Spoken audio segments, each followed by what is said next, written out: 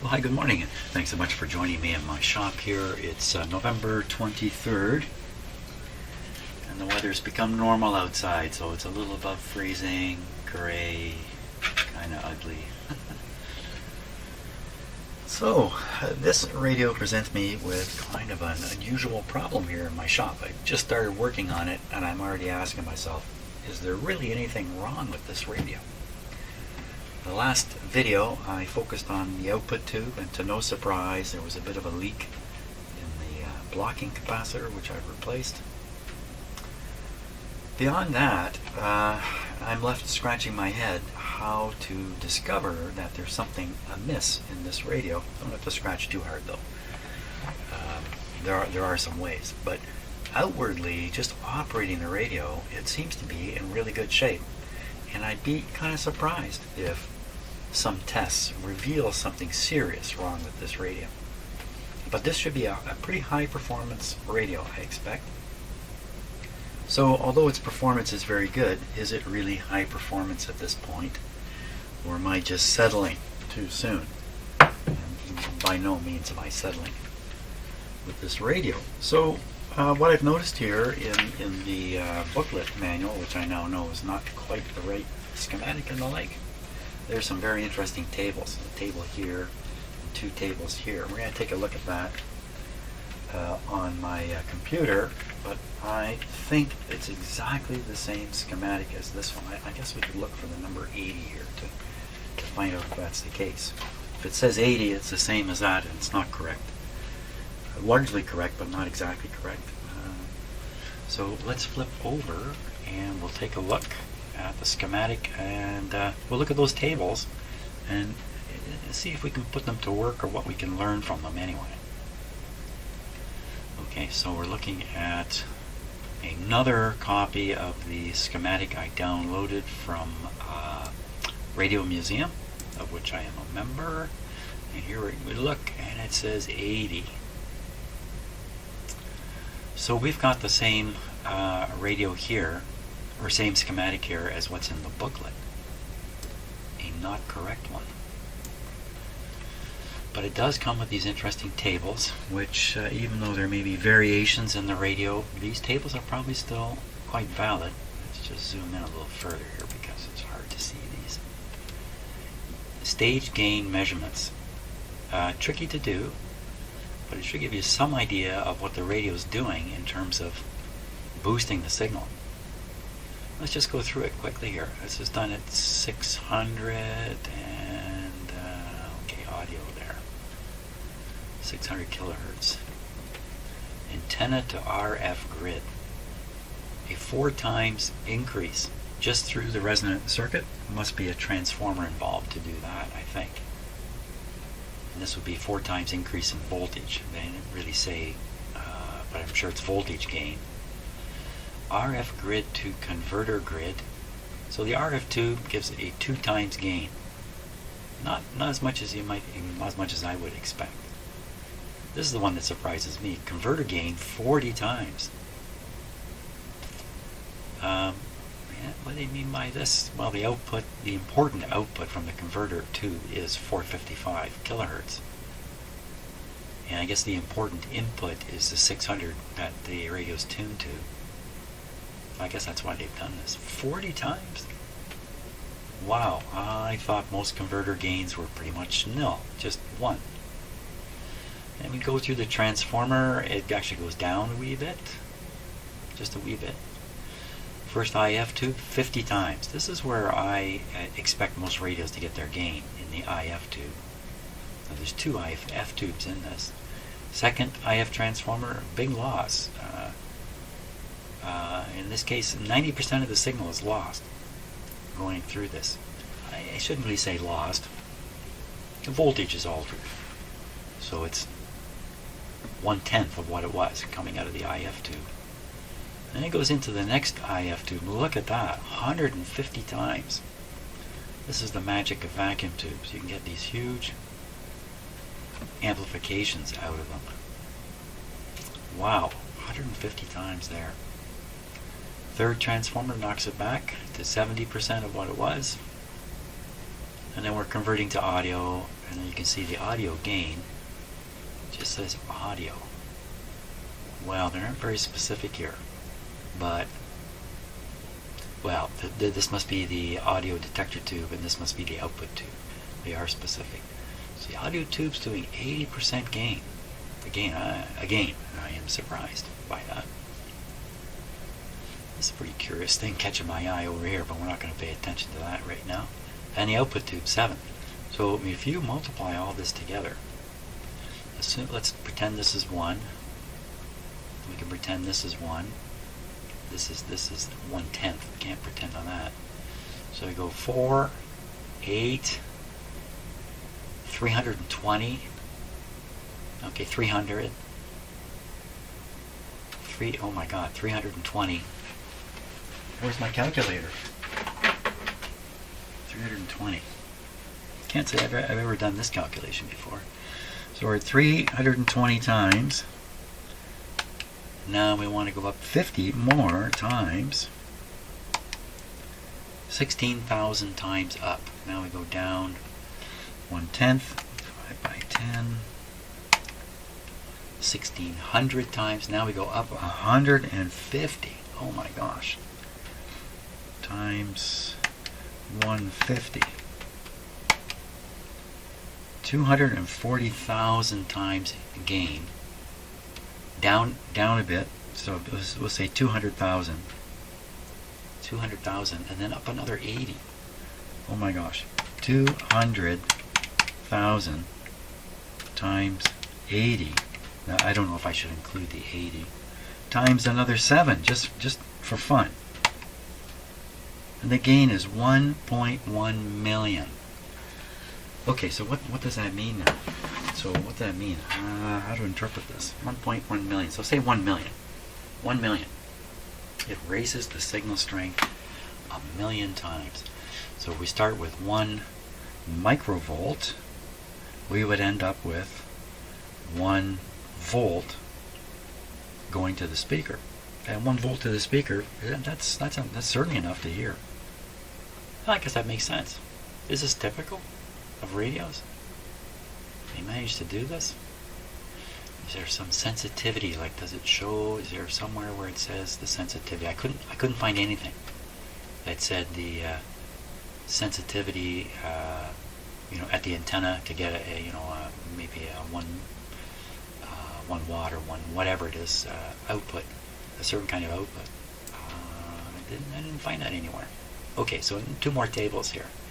Voltage readings on all the different vacuum tubes. This is definitely worth looking at. 320 volts of the power supply. I don't remember that number, but this is definitely worth utilizing. This chart, definitely worth doing. Resistance readings.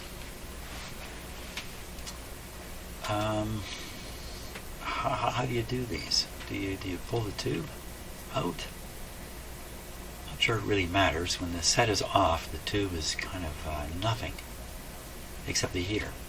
The rest of it is all just electrodes to nowhere.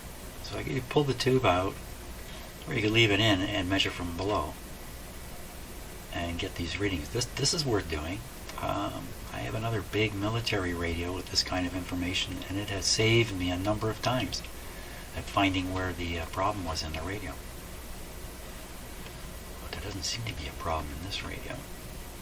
So here, this is an interesting note. I read this earlier. Stage gain measured values listed above are approximate values for an average operative stage rather than an absolute value. It should be borne in mind that it is possible to introduce so many variables into the measurement operation, such as the type of equipment used for measuring, handling, I think that probably says handling, and placement of probes, the accuracy of the alignment, etc., etc., etc., that an absolute reading is impractical. And then they just mentioned they make the ABC inoperative by fixing it at -3 volts. And then it goes on. Sensitivity, and the bottom line is cut off. You can see it's cut off over here. It's another note worth looking at. DC measurements are made with a 20,000 ohms per volt meter. AC voltages, which are much less quality of meter. It's difficult to make at least back then, difficult to make an AC meter with a high input impedance. Socket connections are shown bottom views. Measured values are from socket pin to common negative. Socket pin to common negative, not to the chassis. Isn't the chassis common negative? No, you know what that's referring to, I think? It's this curious guy over here, maybe? I'm going to look into what that is next.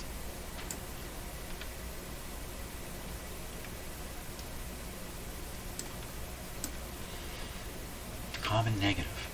Line voltage maintained 117. Nominal tolerance on component values makes possible a variation of plus or minus 15% in the voltage and resistance readings. Plus or minus 15%. That's 30%.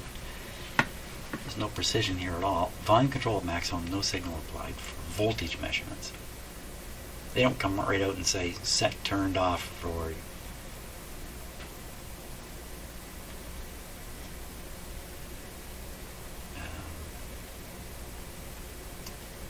okay, common negative. Let's sort that out. What do they mean by that? Let me shrink this a little bit. Common negative. Well, we could start reading the power supply, and out of here comes what in many radios is the common negative. That where are you going? You must be going.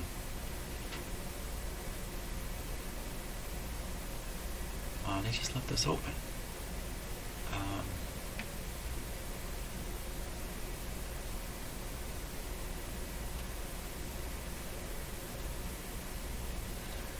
So this exists in my radio. There's a plug, this plug in the back, and it's providing two shorts. It's like a switch.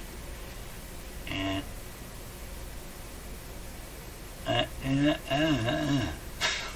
how's this going here?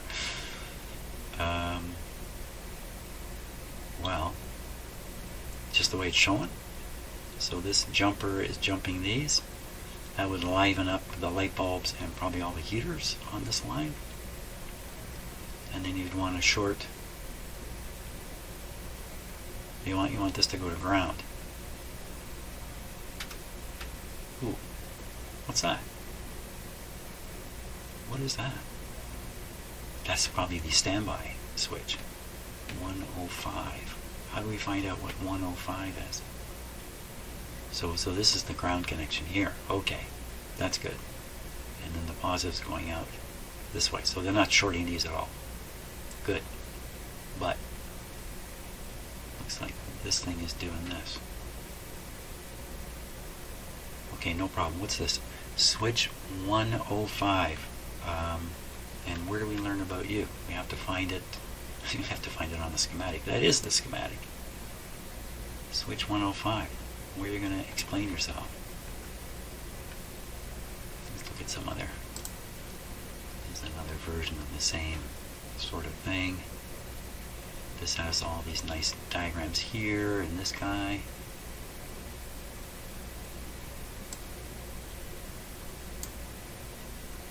Same sort of thing here, just drawn differently. Shorting plug must be in socket for AC operation. This must be the shorting plug. There's the switch, S7. Okay, S7. Somebody show me S. Give me a name. A name on S7. Somebody wants to name it. This is the alignment instructions. And, oh, this might do it. S7. Well, it's going to be numbered differently. It doesn't show the front panel. So I don't, that's all I got right now. Well, I think it's the standby receive switch that we're looking at there. So all it's really doing is just killing the high voltage throughout the tubes, leaving the heaters running, leaving everything running. Okay, of course, you would use this if you're a ham radio operator. You might have a transmitter, and this is your receiver, and you want to, quickly switch between them. So you don't want to break the heater current or reduce the heater current. In some radios, the heater current has dropped a bit. Other radios, they're breaking just the first couple of tubes. They're maybe breaking the B plus for the first couple of tubes. They're not breaking the whole thing. But this one, they are. What am I looking at? What am I doing? Well, I think I should probably just get ready to do this. I can do this on a non-operating radio. Now, the tube lineup here is not. Yes, it is correct. It is correct. SG first, SA next, a couple SKs, SQ, then we're looking at audio, and audio just shows the wrong rectifier. So we just ignore this line.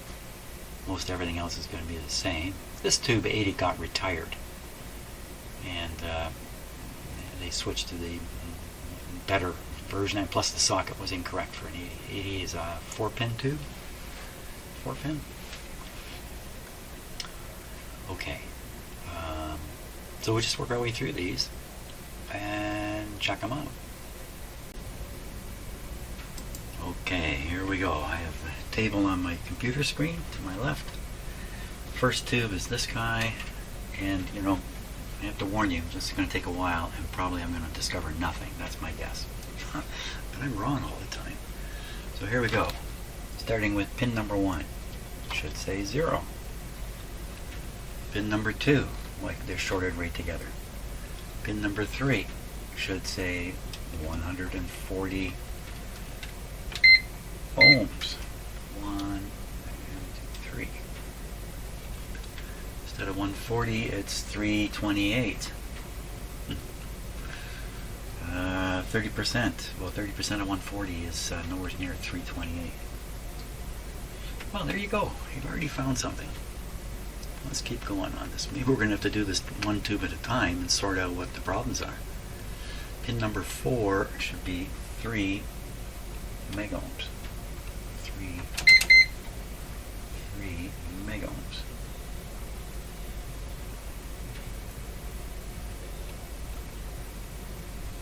Think it's going to get there?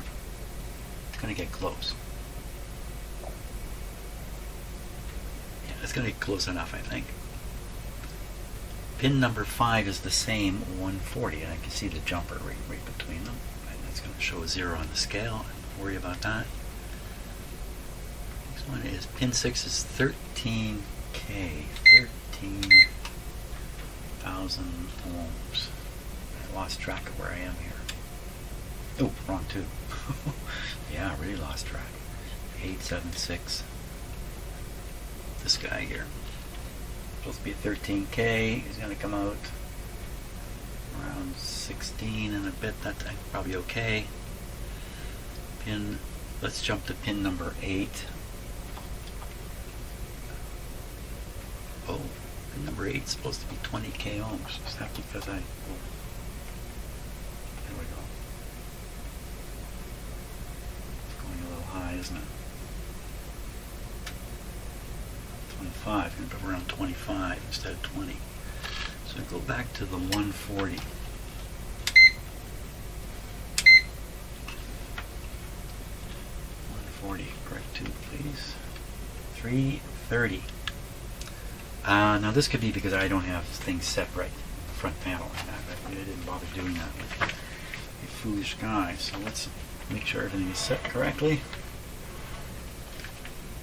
So RF gain full on. Oh my gosh, there's a switch on it. I didn't recognize that.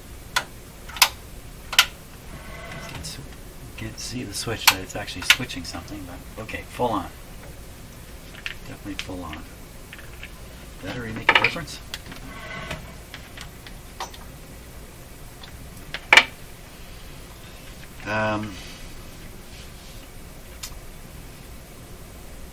BFO switch on. BFO switch on. It's a CW switch on here. BFO switch on. Did that make a difference?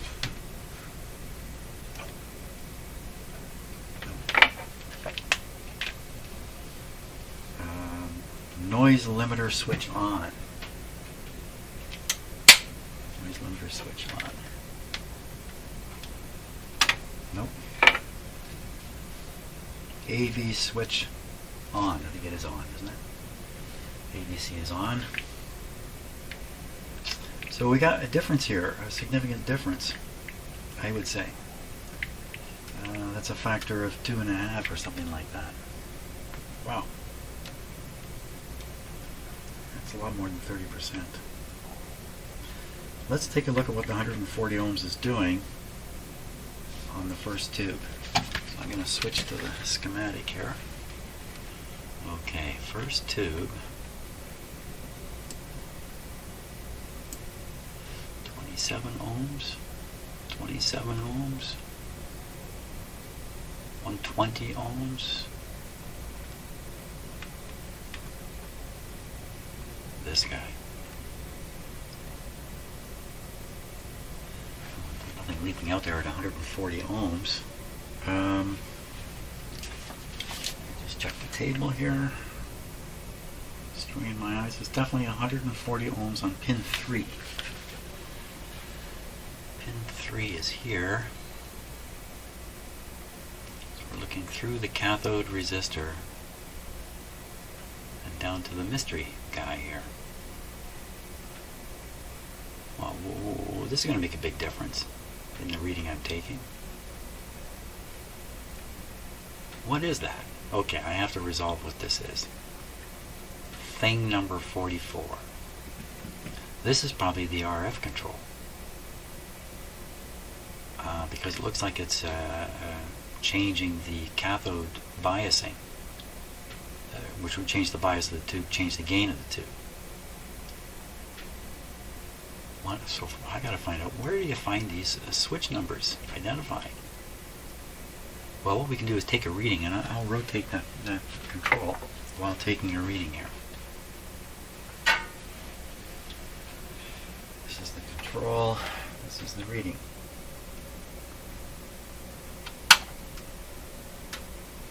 Yeah, this is definitely changing it.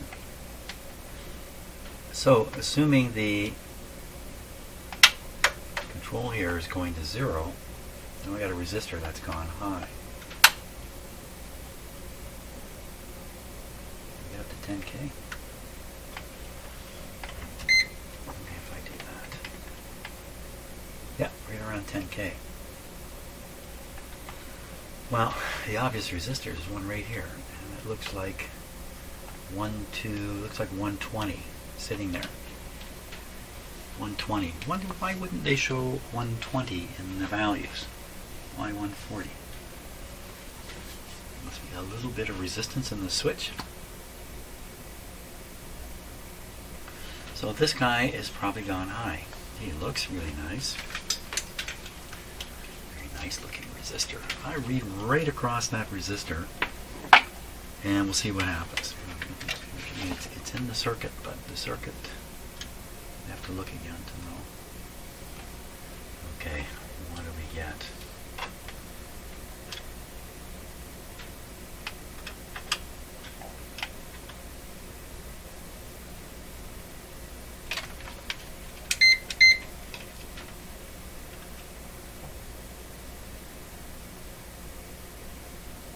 There it is. There's the 360.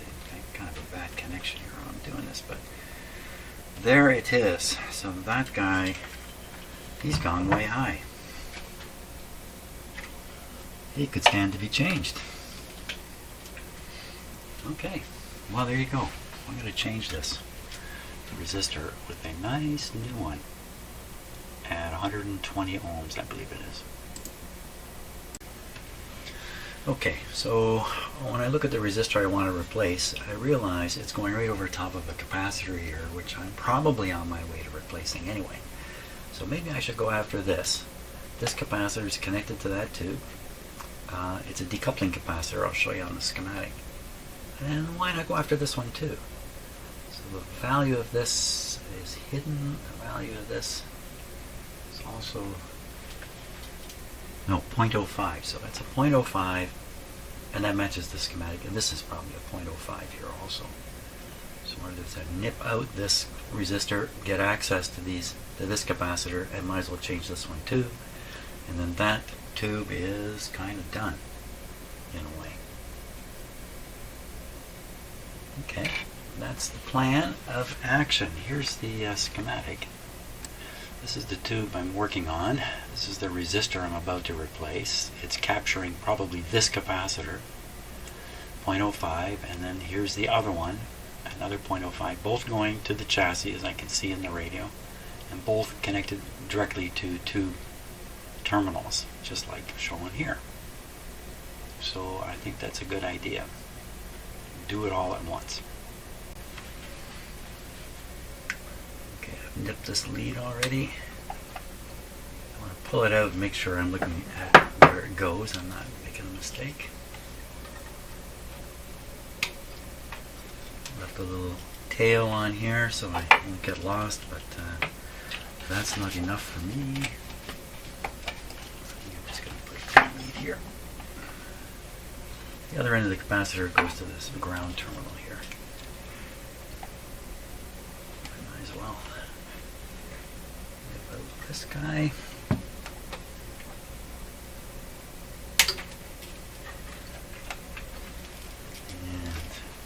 And me another clip lead here.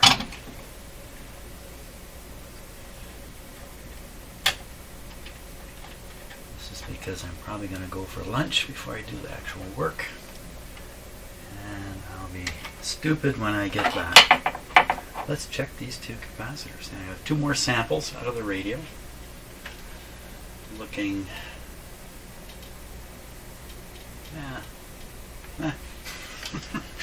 That's how they look. They look now.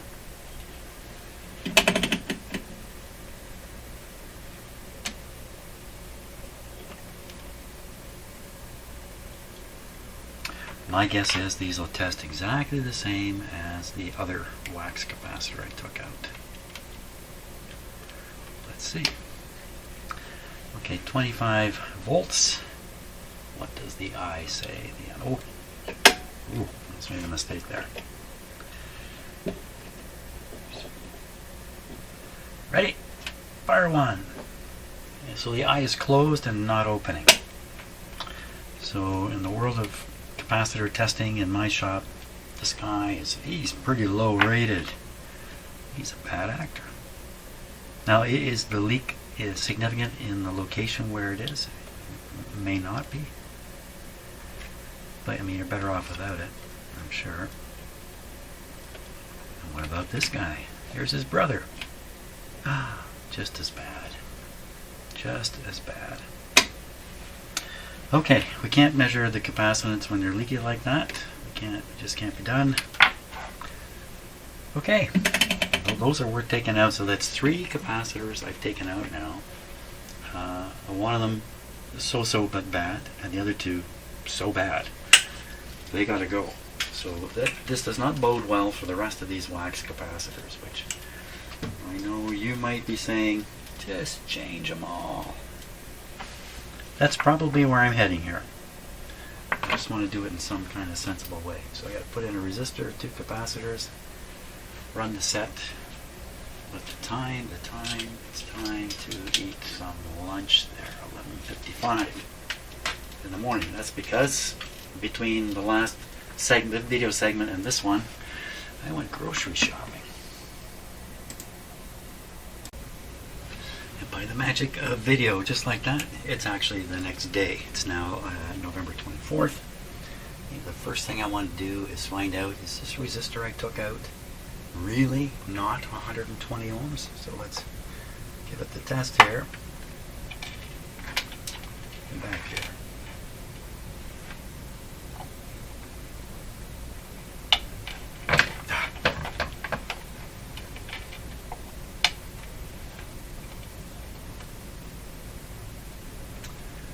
.323, pretty much what I measured when it was in the radio. Very good. That guy's out. New guy's in. So we're going to deal now with the next tube in the radio, which is the detector tube, which is this one up here. The radio is not switched on. I'm doing the resistance measurements here. chart. And it looks like pin 3 is where we start. And boy, oh boy, that print is so small. I think it says 32,000 ohms. Let's try it. Just the lead here.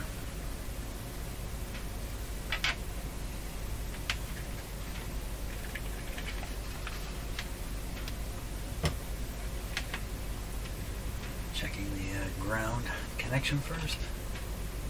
0. 32,000. Pin number 3. Let's just put a little more light in the room here. Pin number 3. Very good. You can see the key right here. 1, 2, this will be 3 here.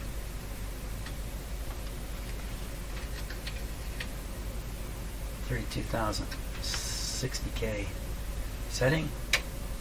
Meter's working.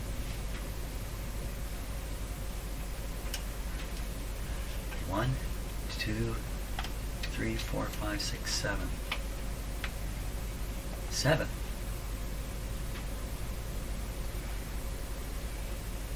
7.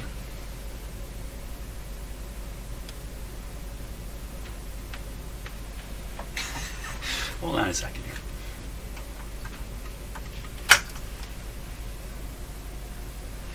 One, 2, 3, 4, 5, 6, 7, 8. Well, what am I seeing here?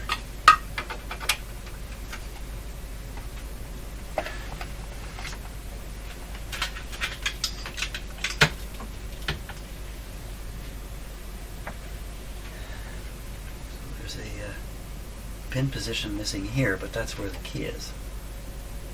There's a number 8, 7, 6, 5, 4, 3, 2. Oh, 2 and 1 are tied together. I can't see them. Okay, so this is 3 here. Okay, go back. Thanks for helping me sort that one out. So 1, 2, and then 3. Oh. Maybe I didn't read the sheet right. 3 is testing at, oh yeah.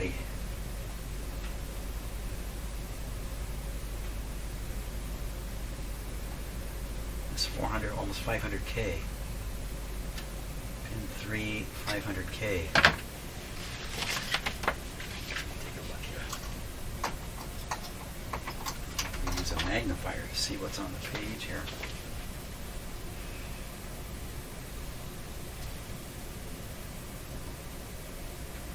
Supposed to be 32K according to this. Wow. Is it because this doesn't fit the radio? The model I got doesn't actually fit this chart? Yikes. 32. Okay, let's stop right there. Sort this one out. I think the best thing to do is to take a look at the schematic and see what it shows. So here we are. Okay, we'll go over here. Here's the 6SA. Here's pin 3. How do you find 32? It's going to be complicated. Here's 10K over to nothing. Okay, so this 10K won't be measured. Oh boy. Follow this line.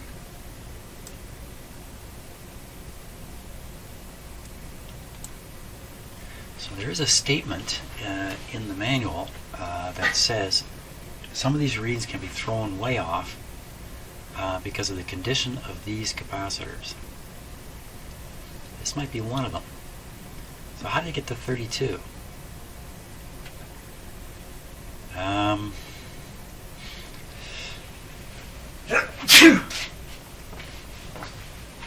do you get to 32 here? That's tricky business. We're going through 12 here, and 1500, but 1510. This is liable to be very high. Oh, here's another 12 here. Okay, so here we are. 12 and 12 is 24. 10 is 34. Oh my gosh, one of these resistors is probably in trouble. I'll bet you it's this one, but I don't know. It could be any one of these. So we got to revert to this area now. and try to sort this out. Well, assume the resistance through these capacitors is in at least hundreds of ohms. At least. I would think. Hundreds at the very least. Very least or very most? Well, we got to find this guy, this guy, this guy, and this guy. Oh boy, this won't be easy. This will not be easy. They could be anywhere. This could be anywhere in this radio physically. These ones are likely to be right next to the capacitor. So why don't we hunt down these two guys near the capacitor? This one's likely to be right near there too. This capacitor is likely to be right near here. But this one, it could be almost anywhere. Okay, let's go hunting. A 1500 and a 10K. 1500 and a 10K. Here's the filter capacitor. Here's a great big resistor. How much is that worth? It says 1500. So here's a 1500 right here. Let's just give it the test. I could step my way through these resistors and find out what's going on. This isn't going to mean much doing that. Let's go right across it. It's supposed to be 1500 here. You know, it's in circuit, so maybe we're going to get a valid reading here. Oh, that's 300 and something.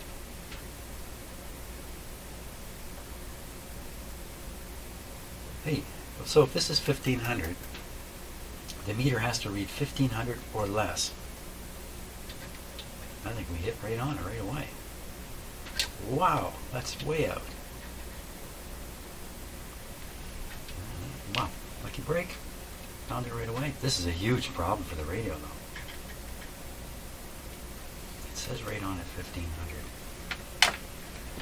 Can we spot some other ones? Here's another one here. It's fairly high wattage.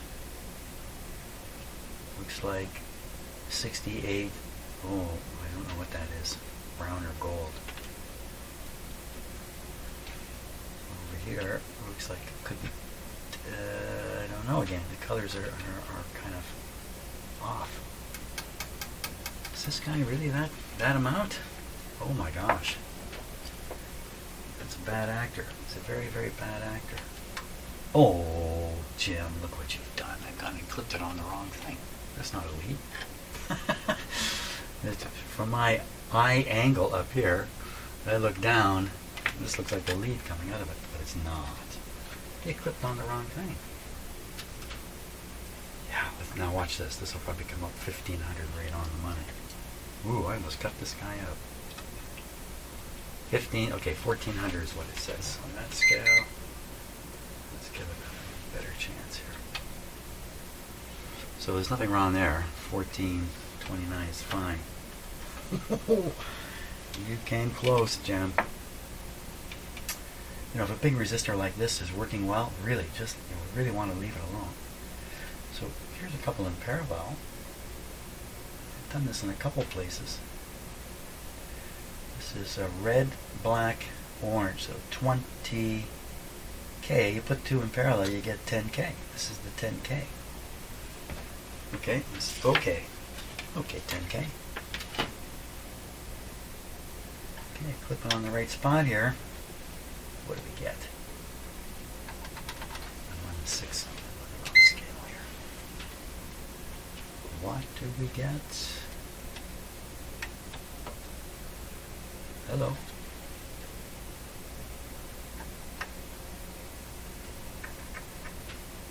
I didn't make a contact here. Yeah. Oh.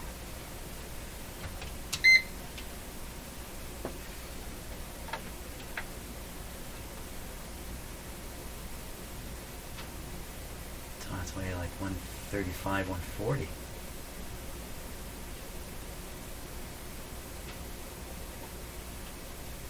$140,000 ohms. You have two of these in parallel. Well, I can imagine one of them kind of wandering off, but both of them?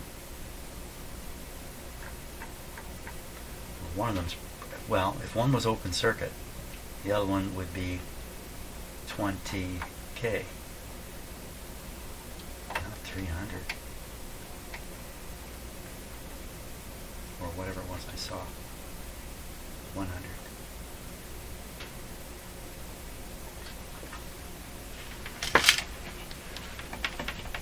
Let's look at these two.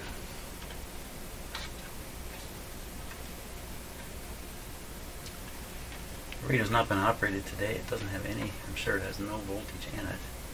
So this is a red, orange, 22K, two of them, 22, well, it's about 11, maybe 11, about 11. It comes up on the meter right around 11. Let's test this one in the other direction for some reason.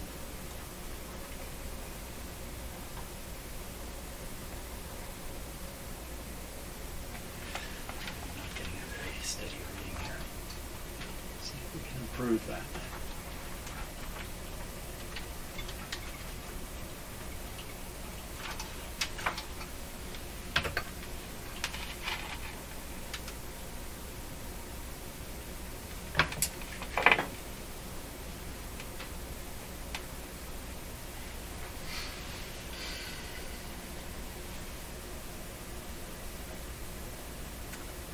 What am I doing wrong here?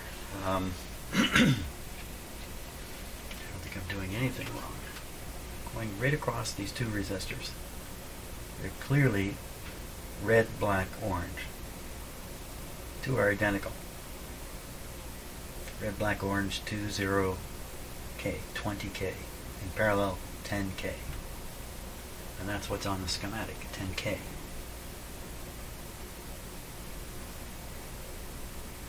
Should have spaced these a little further apart if they want to achieve the rating of the two of them in parallel. They should be spaced just a little wee bit. They're right in contact here. Well, something going on with these two. That's a huge error. The 10K, you may not be able to see this, is sitting here. If that becomes 100K, that's a bad problem. Off the end of them, we should find a 0.05 capacitor and a, what is that? Looks like 12K off of it. So let's look for a capacitor.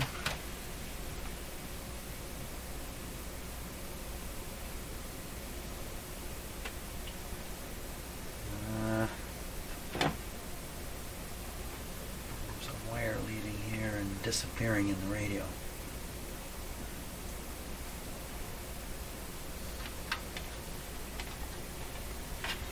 So I don't know the wattage of a big resistor like that. Could be a 5-watt resistor. They don't say in here. It just says 10K. There's a parts list somewhere. That's part number 70 something.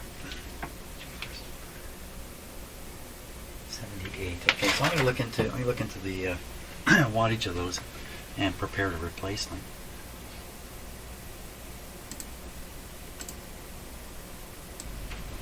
Everything always turns out to be more difficult than you expect. So when I looked at the schematic, I saw the part as being number 78. When you look, the part numbers end at 77, the resistors. It turns out it's actually 70. Here it is, 10K, 4 watts, so that's two 2-watt resistors there to get the 10K 4 watts. But what's interesting when I looked at this chart is what is said in this column, identification codes. I hadn't noticed this before. They describe the purpose of each of these parts. Look, parasitic suppressor, RF screen decoupling, RF plate load, parasitic suppressor, oscillator grid, whatever I want to say too much. But anyway, a lot of information packed in here if you want to understand this radio. So glad I stumbled on that. That's going to be useful. So what about the 10K? The 10K is called a decoupling.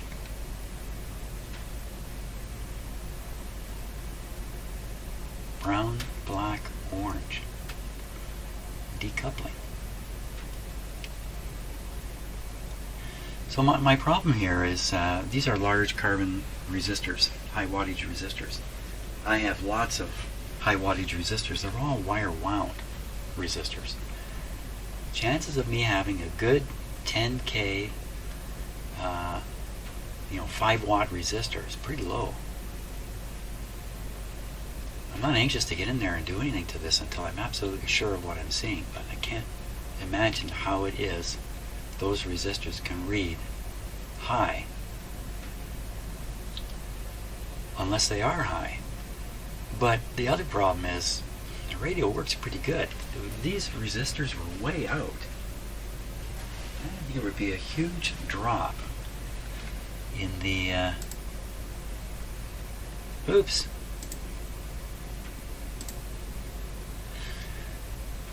If this resistor's gone way high. Oh, wait a minute. It's outside of the supply. What's this doing out here?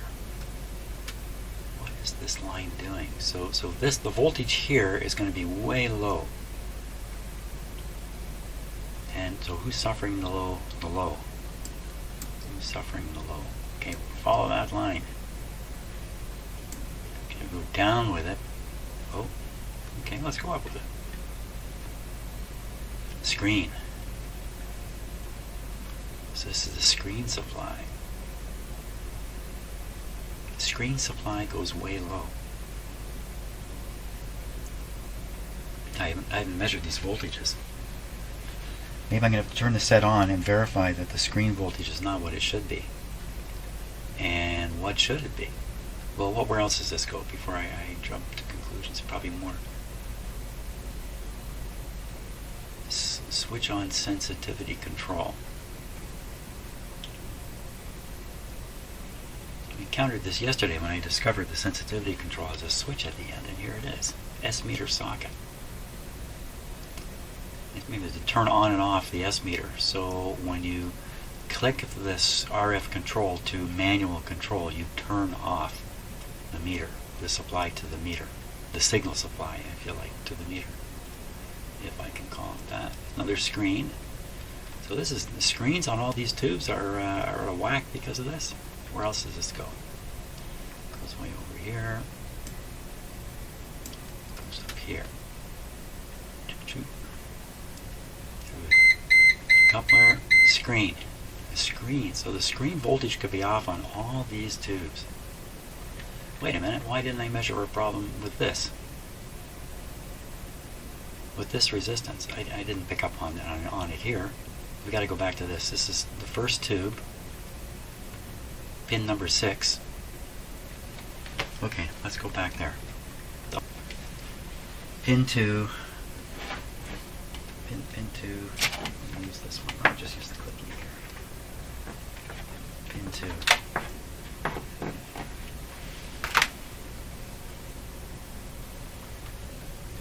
Of this guy.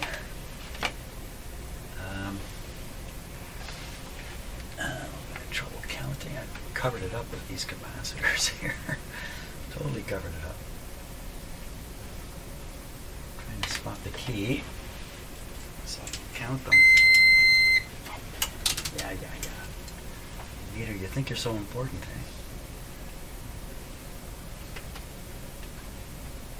eh? Really, I've just got what to do by process of elimination. I can see everywhere. The key must be where I can't see. That's not helping. Okay, pull the tube out.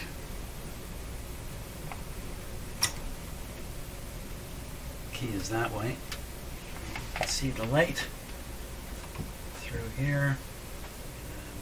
Meter. Okay, I can see the key. Oh my gosh, I don't know, is this 3?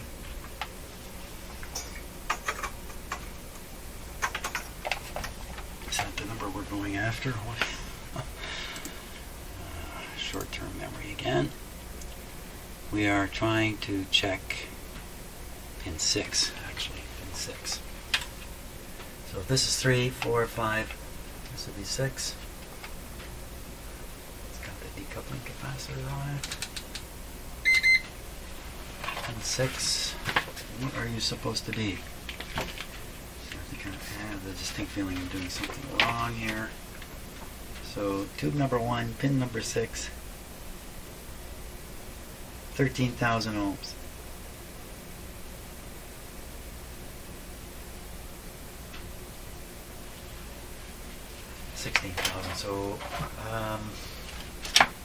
So I have conflicting results now,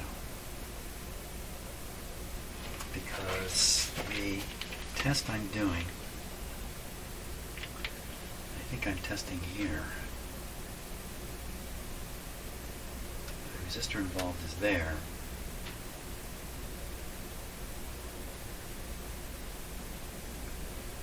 If that's the case, there's another 10. There was a 10K in the line over there. I should be able to clip here and see 20.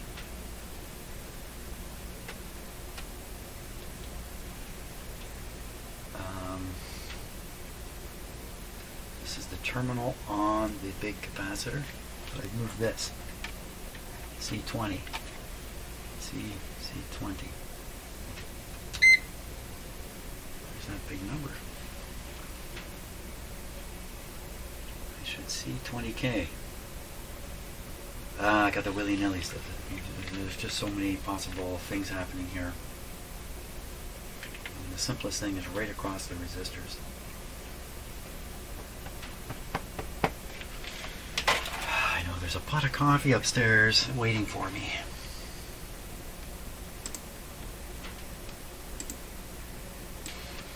Okay, I've been off in the woods for a while, discovering that I didn't have the RF control set off, which I went back and checked the measurements on this tube. They were out of whack until I found the RF controls not set right, but it doesn't have any bearing on this situation. So what's happening here is I should be getting a much lower resistance when I read on this pin than what I'm getting. But look, this comes over here through this coil, through a 10K, and then back to pin 4. So if I measure from 3 to 4, I should see 10K plus this. It's probably 10K is what I'm going to see, I'm thinking.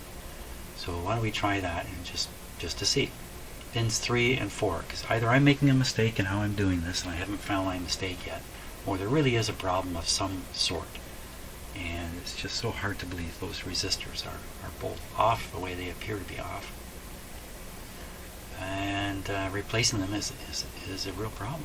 Okay, so between 3 and 4 on a 6SA7. Between pins 3 and 4 on a 6SA7. 6SA7. On pin 3. This will be pin 4. 10K. Okay, so it matches. It's what I would expect. Let's put it that way. That's the expected result has appeared. 6SA7. We've also just verified this resistor. So now we know things are good to here. So what's left? Oh. What's going on there? Look on my computer right there. Something missing in this something missing?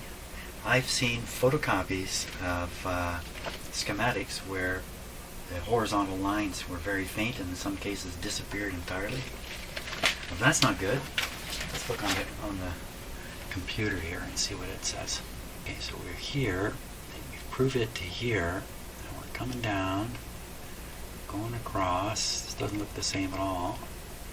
We've got a fairly large capacitor here, 10 microfarads. We're coming over. Wait a minute. Did I trace it wrong? Pin 3. No, I don't think so.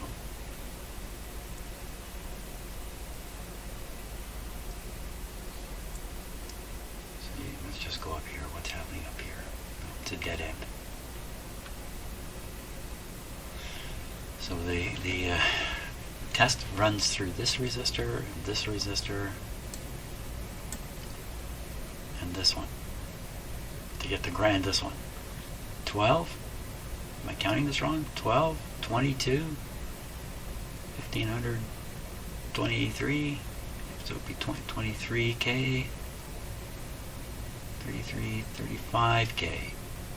35K is what this would look like. And the chart doth say,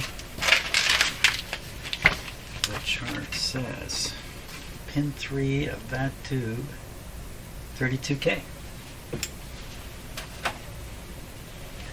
Then I need to take tests at these points. I can find this point easy enough and this point and see if I get the right amounts.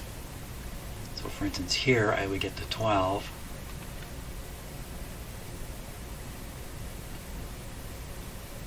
I would get to 12. I would get 12. Right here.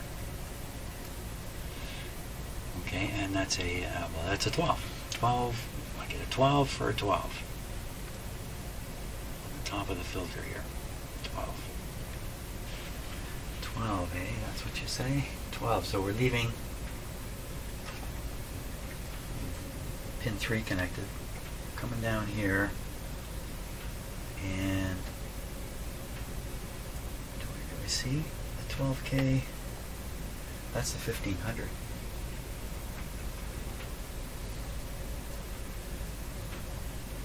I'm confused.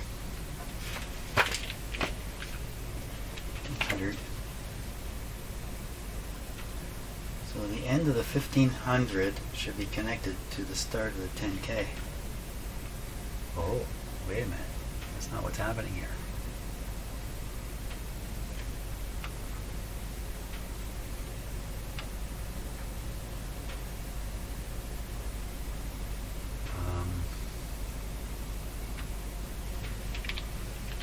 What is going on? Oh boy.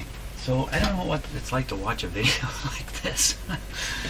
It's probably just as tedious as me doing it. Well, so we have 1500 coming off over to here. Oh, wait a minute, there's a wire. So we have a wire going back to here. This is a ground point, isn't it? No, this is another capacitor point. And then we have a wire coming off and going all the way down to here. What's it doing down here? And it's heading for the output transformer. Wait, cotton picking. Boop, boop, boop, boop, boop, boop, boop, boop, bop, bop, bop. Don't say that. Don't say that.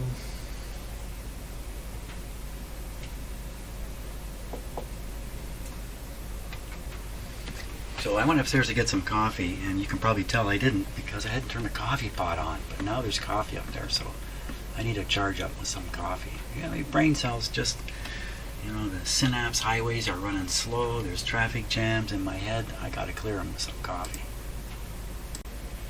Okay, you see, coffee has done its job. The coffee has done its job. This is a power supply for an 80. This is a power supply for a 5Y3. Are they necessarily the same? Well, let's just take a look. So if you look at the heaters for the number 80, and you can see the takeoff for the positive voltage comes straight over to the first capacitor, then a resistor, then the resistor in question. Straight from the number 80 straight to the filter capacitor. This is where the number 80 would be, but it's not a number 80 in this radio. So the heaters are these two. The high voltage are these two. The set has not been on today, which is why I'm sticking my finger in here. There has to be a wire coming from the heaters carrying the positive off to the power supply, to the filter part of the power supply. If I look very carefully, there is a wire, it loops down, it comes to this terminal here. From the 5Y3 to and through these two resistors. Oh, well, that's totally different. That's not what this shows. This doesn't show it like that at all. Yeah, wrong schematic.